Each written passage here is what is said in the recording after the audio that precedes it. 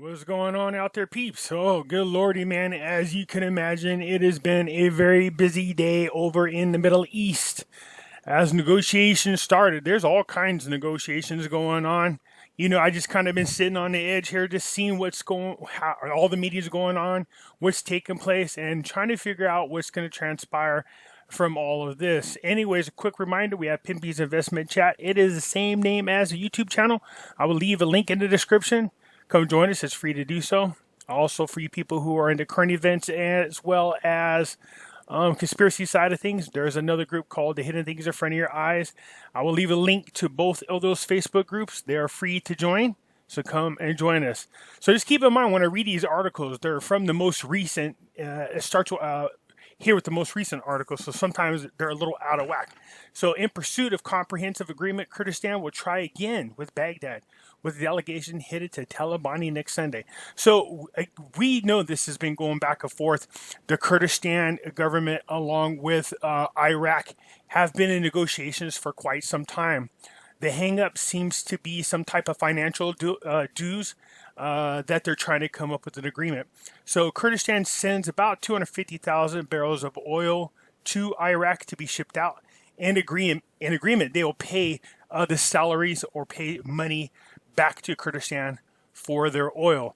So these negotiations have been going back and forth for quite some time. They just can't seem to get past one hurdle.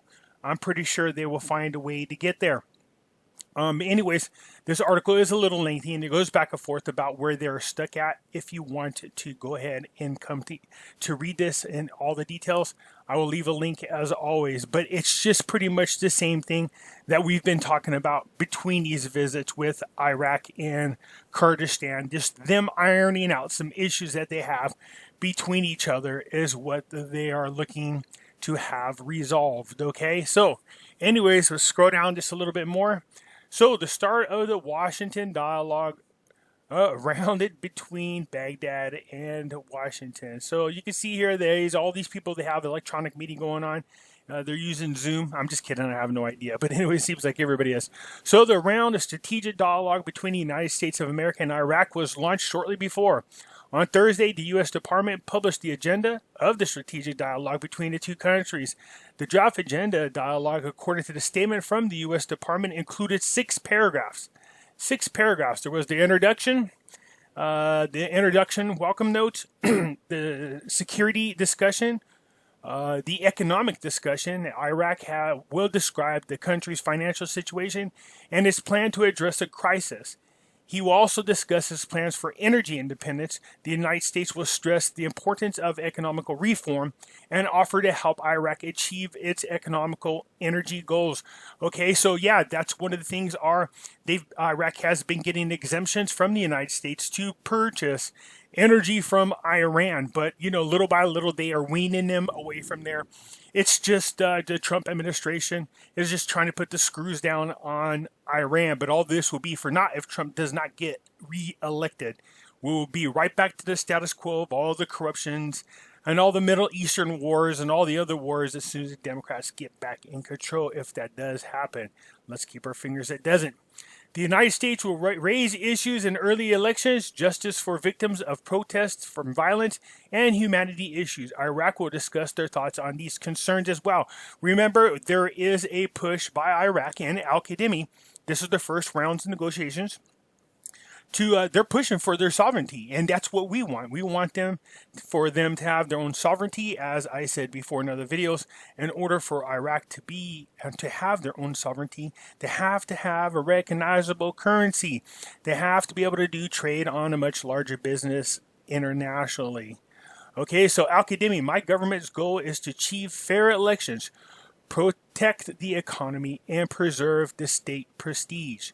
Okay, Prime Minister Al-Kadhimi announced Thursday that his government's goal is to achieve fair elections, protect the economy, and preserve the prestige of the state. As you guys know, it's election time's coming up.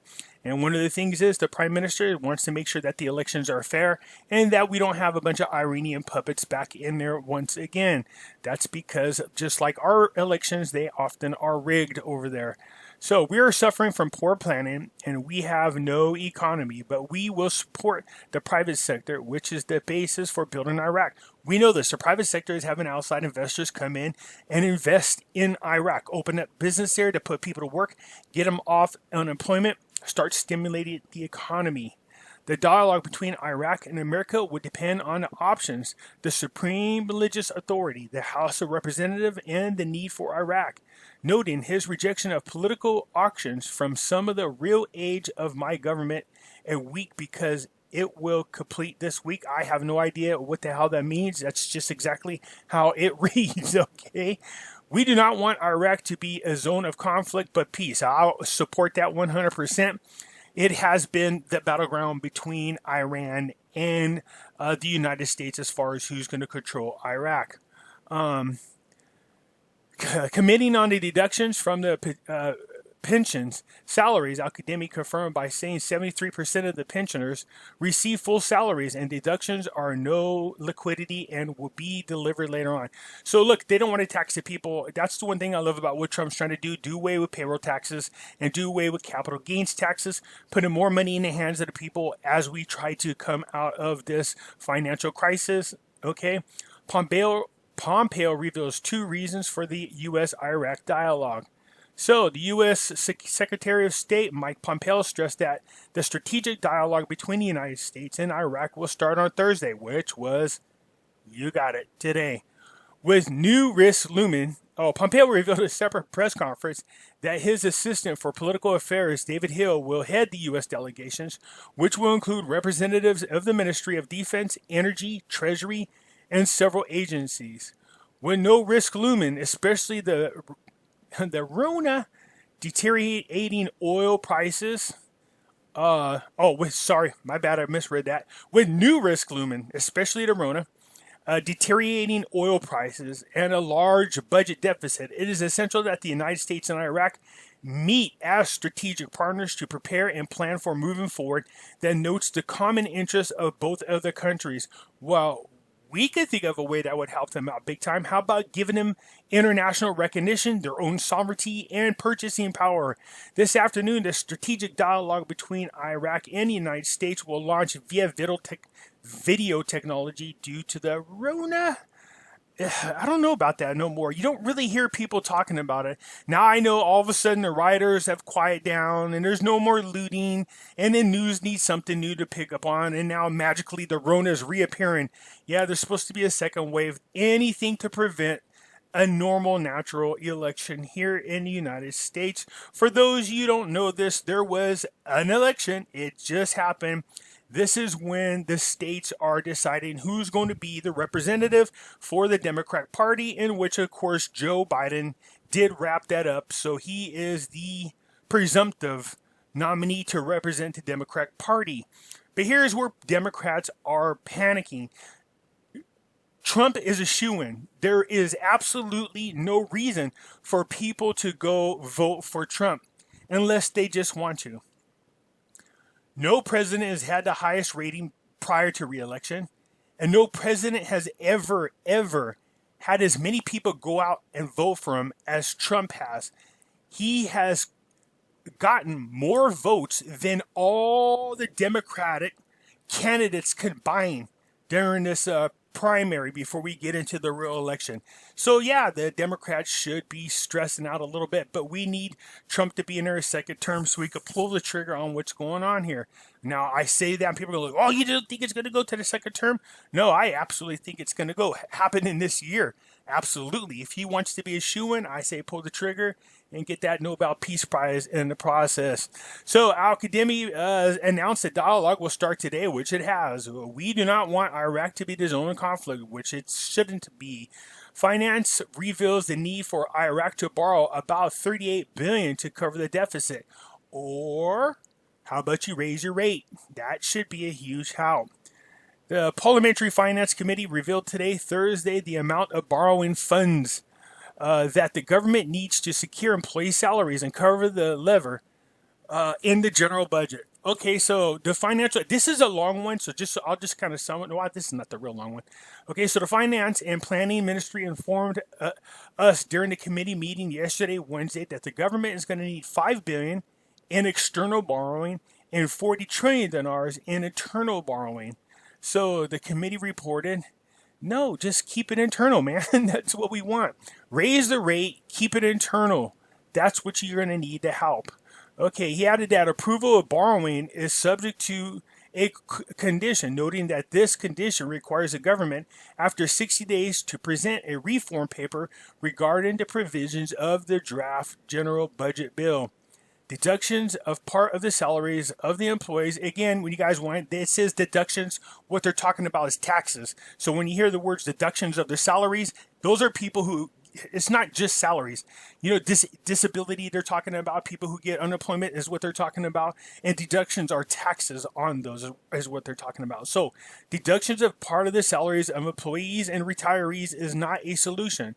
But resorting to borrowing is the best solution to get out of the financial crisis and secure salaries and fill the gap that exists in the public budget. Well, we already know the World Bank said they're not down to let these guys borrow any more money. The problem was they didn't have any stability. So now that the stability is there, is that going to change things? We'll see. He revealed that the Parliamentary Financial Committee earlier, the percentage of deficit is unprecedented in the country's general budget for the current year 2020, estimated at 69 trillion Iraqi dinars. Okay, well, we know what's going on. We also know that they agreed on having a semi-annual budget for 2020. That means the second half of this year is coming up starting in July. Well, they should have all their ducks in a row this month. The anticipation is that the rate change will happen so that it can help them with the second half of this year. This is the rumors floating around inside the Dinar community, and to be quite honest, that makes perfectly good sense. Okay, but that makes sense to us, and we know that in many cases when we're dealing with Iraq, what makes sense to us does not necessarily make sense, period, or do they do anything that makes sense. Okay, so pictures, a side of the first session. So here's all the people in these meetings right now, and then they're just going over everything that needs to be discussed. Okay, so Thursday was the first session, today, and tomorrow's the second day. Strategic dialogue between Iraq and the United States was launched. An agreement regulating relations between the two countries. So it's just a repeat of what's going on there before. We know what they're going to talk about. The negotiations will address issues of common concern, various political, security, economical, culture, and energy fields. So these are all the big dogs in the meeting trying to make this happen. I just think it's funny that somebody was able to snap off pictures of everybody in the meeting. I'm not sure if that was okay, but it is kind of funny. Okay, so nonetheless, look, we know today's their first day. It's our Thursday. Pretty much their day is done Thursday. I'm not so sure that the negotiations are still going on, but we do have tomorrow. We know what our hope is, that they will somehow convince the United States as well as the United Nations that there is stability there. They have a great government installed there. The prime minister is a good guy, and he's trying to iron out everything that needs to be ironed out with Kurdistan's. And we need these guys to be recognized. They need to get their sovereignty back. They absolutely need to get that. That's what we need to happen in order for them to have an internationally recognized currency. Once that happens, we are sitting in a great position. So as I watch these meetings take place, people go, what are you looking for? That's what I'm looking for. That's what I'm looking for. The UN to go, okay, and the United States go, look, it's time for Iraq to be moved out of Chapter 7 and into Chapter 8. Give them back their sovereignty. Give them back their internationally recognized currency. Allow it to be on the Forex and start trading.